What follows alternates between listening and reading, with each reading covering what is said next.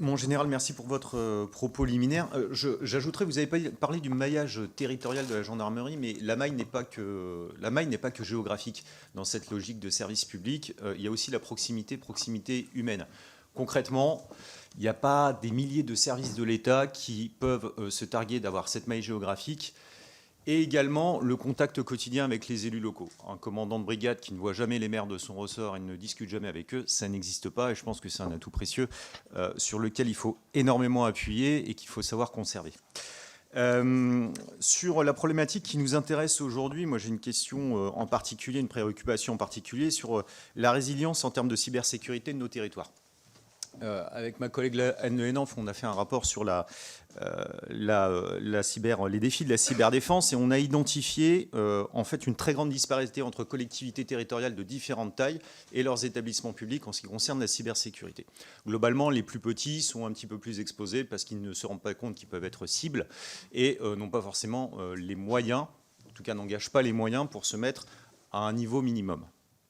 Dans ce cadre-là, ne pourrait-on pas envisager, alors c'est une idée peut-être que vous y avez pensé, c'est le cas, on va en discuter, si ce n'est pas le cas, on en discutera quand même aussi, ne serait-il pas envisageable de s'appuyer à la fois sur cette proximité de la gendarmerie et le lien de confiance qu'il y a avec les élus locaux et les décideurs locaux, de l'autre côté sur l'expertise du ex-Comcybergente qui est le Comcyber du ministère de l'Intérieur dans le cyberespace, pour pouvoir conseiller, favoriser cette mise à niveau et cette résilience en matière de cybersécurité de nos territoires.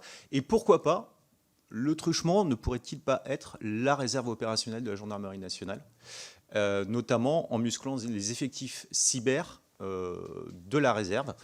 Vous n'avez pas eu le temps dans votre propos liminaire de parler de la réserve. Pour le coup, c'est peut-être aussi l'occasion de nous donner quelques détails sur, je crois, quelque chose un système qui se porte pas trop mal et qui est attractif et bien intégré dans le modèle gendarmerie. Voilà. Merci beaucoup. Merci, mon général. Vous êtes tellement bon et efficace qu'on ne manque pas d'idées sur vos missions. Alors, je vais saisir la perche qui m'est donnée pour effectivement faire un point sur la réserve opérationnelle. Donc, la cible est d'arriver à 50 000 réservistes opérationnels en 2027. On a terminé l'année 2023 à un peu plus de 33 000. Donc on est sur la bonne pente, même si c'est un défi, puisqu'il faut à la fois recruter, mais compenser aussi les départs. Donc on a à la fois un sujet de fidélisation. Moins on aura de départs, moins on aura besoin de recruter. Et on doit aussi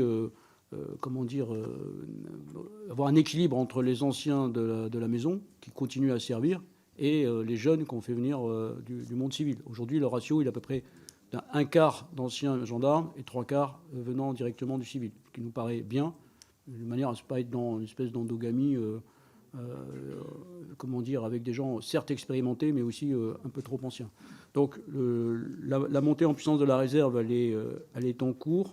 Elle est un des sujets de ces sujets de sécurité globale, c'est quel emploi.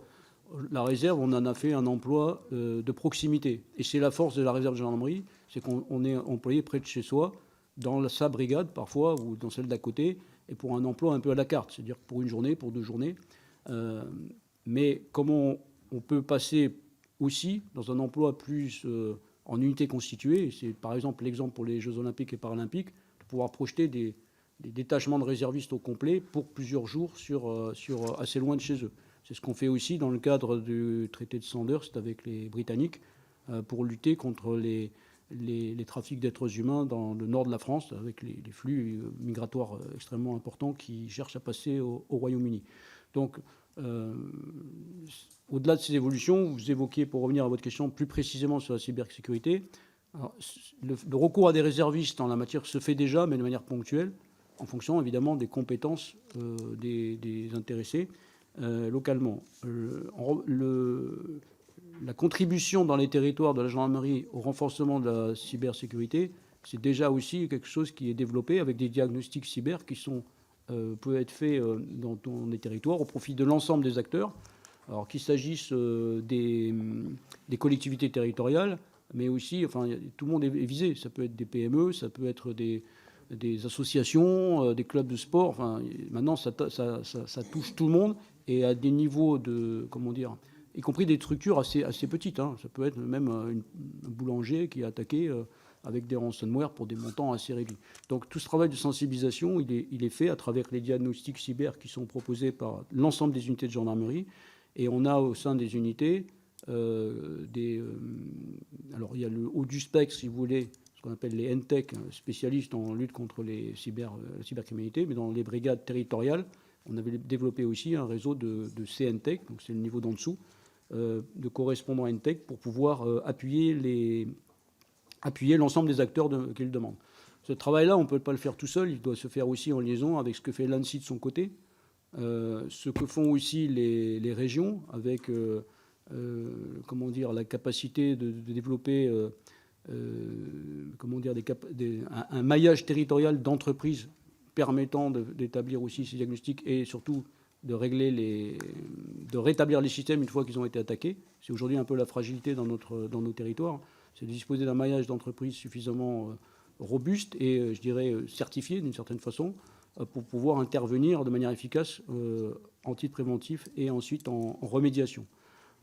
Voilà, donc ce travail-là, il est en cours, il est largement développé, il va se développer encore avec l'augmentation du nombre de militaires formés dans ces domaines-là, et il peut s'appuyer effectivement sur les réservistes, mais pas... je ne pense pas qu'il faille bâtir le système sur un recours systématique à la réserve, puisque c'est évidemment tributaire de nombre de réservistes cyber qu'on aurait.